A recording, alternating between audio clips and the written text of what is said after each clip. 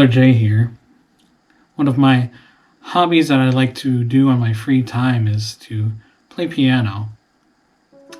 And I don't read notes very well anymore as I used to when I was younger, when I first learned. But I've committed a few songs to memory that I like to play on every now and then. But sometimes, it's been a while since I played, and so I kind of have to relearn the song, kind of feel my way through it, because I can't just simply go to the notes and play it from there. And sometimes it's been a really long time, and so I might forget certain sections of the song. And so in order to play the song properly, I have to go back to the notes. In fact, it's better that way, because if I simply rely on feeling out the song and trying to remember from muscle memory, then I might remember the song wrong. I might remember the wrong notes, or the wrong tempo, the how hard I should play, how fast I should play. So I need to go back to the notes. It's proper and good to go back to the notes in order to remember how to play the song correctly. And so when I think about my ability to play piano, I think of it as kind of an analogy of how our ability to do good in the world. Because just as I've committed a few songs to memory that's been embedded in my mind that I kind of have to draw out at times, our ability to do good is also embedded in us in a similar way, but in a deeper way.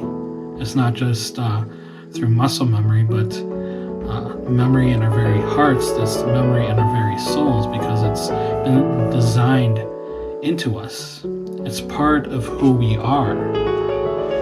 But sometimes we don't always know what to do, what it means to do good in the world. And that's because, in a sense, our memory has been obscured by sin. Sin has damaged our ability to remember what it means to do good, has damaged our ability to remember who we are. But we still have that compulsion, that feeling within us. We call that our conscience. This compulsion to do good and to pursue what is right.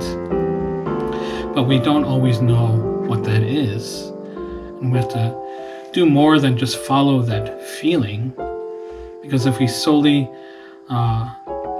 move it just according to that feeling, which isn't always clear, then we might develop bad habits and find ourselves doing evil in the world rather than good, doing what's wrong rather than what is right. And so we have to discern more carefully what that compulsion to do good is. We have to go back to the notes.